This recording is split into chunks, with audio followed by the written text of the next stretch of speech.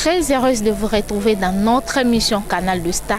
Émission Nabino Obopona, Bovotango, émission Eza élu, Bovotango Penda, Boyambangai, Naomi Moussaï, Air Force One, Nakatabanda Kunabino. Voilà, salutations déjà à mon boss Dav Mubama, Betty Masengu, Zidane, coach Makas.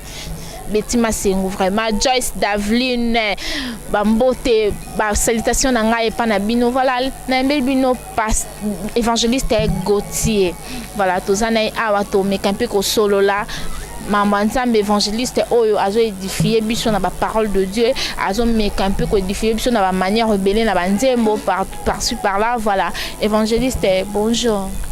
Bonjour Maman Naomi. Bonne santé. Santé za malamu nangolo Yesu Masia. Voilà, un mot na batba Olanda biso.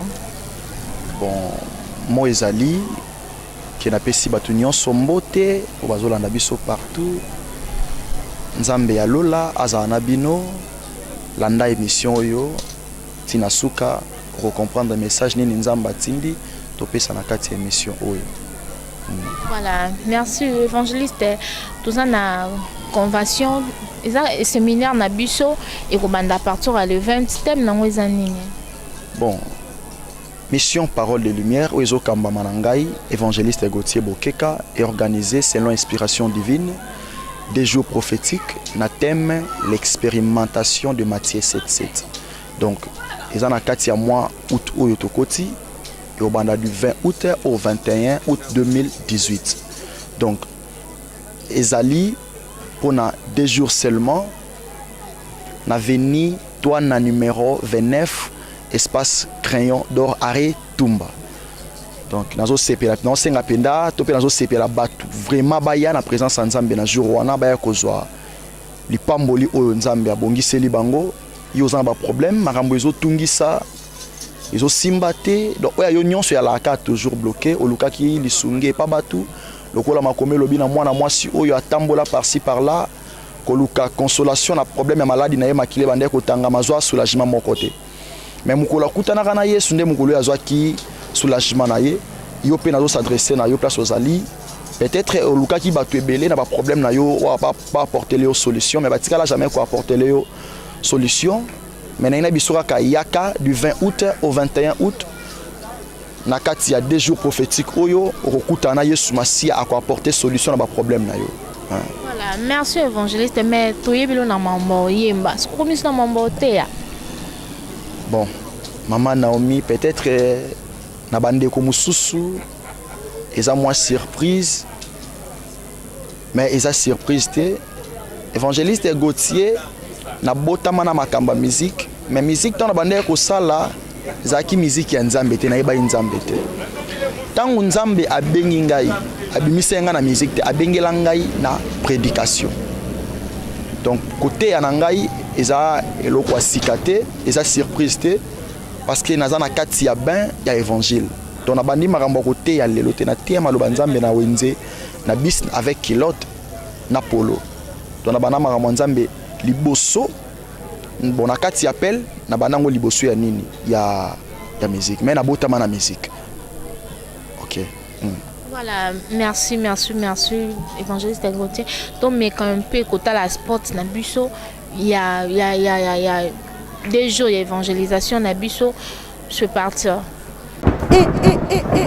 Bandeko ya Congo Kinshasa, Congo Brazzaville, Angola, France, et mokili mobimba yo mutoza na ba problème ya ndenge na ndenge. Mission Parole de Lumière oyo ekambami na évangéliste Gauthier Bokeka. Mwana muke oyo nzambe akoma ko utiliser na parole pe miracle pona lobiko ya batue. Organise des jours prophétiques du 20 août au 21 août 2018. Thème, l'expérimentation de Matthieu 7:7. Orateur, évangéliste Gauthier Bokeka. Monoko ya Tata Nzambe. Berger, Gaïs, Shekina. Moto Oyo Azo Batela Bampate Ankolo. Adresse, Espace Crayon d'Or, Avenue Douana, 29, Lemba Terminis. Heure de 16h30 à 19h. Référence à Tumba. Contact plus 243 81 72 18 842. Nabiloko boye. Nazanga. Jakoko nazanga. Merci, merci. Tout le monde est beau, tout le monde a spot, na bicho. Il y a évangéliste Gauthier. Il y a des gens, il y a visitation. On va visiter Penabana, il y a Nzambe. Voilà. Mais évangéliste Gauthier, mais pourquoi Temwana l'expérimentation de Matthieu 7.7. Voilà, l'expérimentation de Matthieu 7.7. Mais pourquoi yango? Bon, ce que pourquoi yango? Et alors les autres na benzambe pourquoi yango, parce que bon longwana ko tunanga pourquoi yango. Bon lokola nzamba pesa ki yango yote, bon roza na moi raison ya ko tunanga siko pourquoi yango. Ce qu'on appelle raison pourquoi pe yango. Donc l'expérimentation de Matthieu 7.7 et ça thème oyo na créé té na fabriqué té mais thème o nzamba inspiré ngai en fait ko partager yango na 2 jours wana na moté ya liboso ko zala ngapé na ozala za pamba té parce que naza organisateur. Nzamba lingi à faire découvrir Batu na bonzambe na ye à live totanga makomi nzambe na livre ya Matthieu 7.7 lobby singa ba pesa yo beta ba répondre yo. Alors ce qui nzamba tienga na te l'expérimentation de Matthieu 7.7, cela veut dire alingi à répondre mutu moko directement, parce que mot expérimenter selon ma définition nango ezolo ba découvrir, consommer et vivre. Donc ils ont une définition un peu ébélée. Alors, nous avons faire découvrir le pamboli na ina bongo ya mutu moko boye azoleka na ba situation moko ya pasi makambo zo simbate peut-être yo pour zone de ko azolanda ngawa. Donc nous avons faire découvrir solution na ye na makambo ezo compliqué yo. Donc c'est pourquoi nous avons pesi ngai thème na tea l'expérimentation de Matthieu 7.7. Donc azab na besoin batu mutu na mutu ya ko zo ponction, il y a le pamboli na ye. Ponction, il y a guérison dans maladie azobela, ponction, il y a élévation, ponction.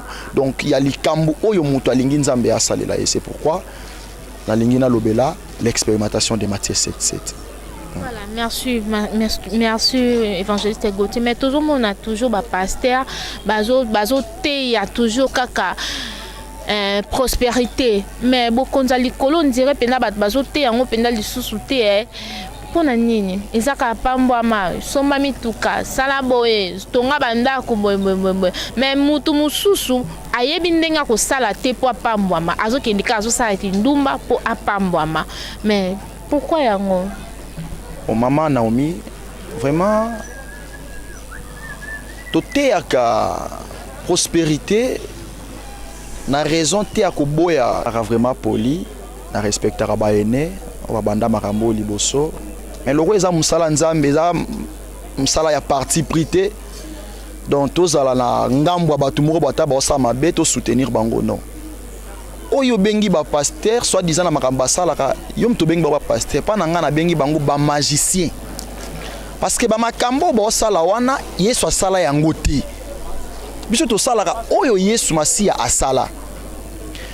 Lelo romona un pasteur avant kutana na ye il faut son jeton il y a $20, $30, $50 pour que okutana na ye. Parce que pasteur ya bongo, est-ce que yo considéré comme ba pasteur? Bon, autant la Bible te oza moteite le rolangai. Place nini autant na kati ya Bible Yesu ava kutana mutu na rendez-vous asenga ki ba Pierre ba taxer mutu wana mbongo ya nini? Il y a droit à kutana na Jésus-Christ. Nulle part. Mais lelo ozobenga ba pasteur ba longora ba veste asangisi nini. Alors bazala ba pasteur c'est tout à fait ba sala makambo bazo sala. Donc on a condamné à bangote parce que na rang ya ba serviteur, ya ba prédicateur, ya ba Eli Nzambe, ya ba vrai ouin bazate. Bazate. Soki bazalaki bazandambo babungi nzela. Mais oyo la majorité bazate. Donc bazo sala musala Nzambe, c'est là ba penser na bango ko faire découvrir la qualité na bango. Na ba présenterie oh msala nzambe te. Donc auto présenter ezaka kamaloba nzambe zo représenter nzambe c'est tout. Donc c'est tout à fait ce que moni pasteur moko azwara na ye lotoko asangisi yango na vitalo ebetiso libaku te. Donc ye soki veste ane yete miracle esalama te betiso libaku te. Bino nde bozobenga bomona ba pasteur mais pas nzambe ba pasteur te. Ce sont les magiciens. Le magicien vraiment les féticheurs. Hein?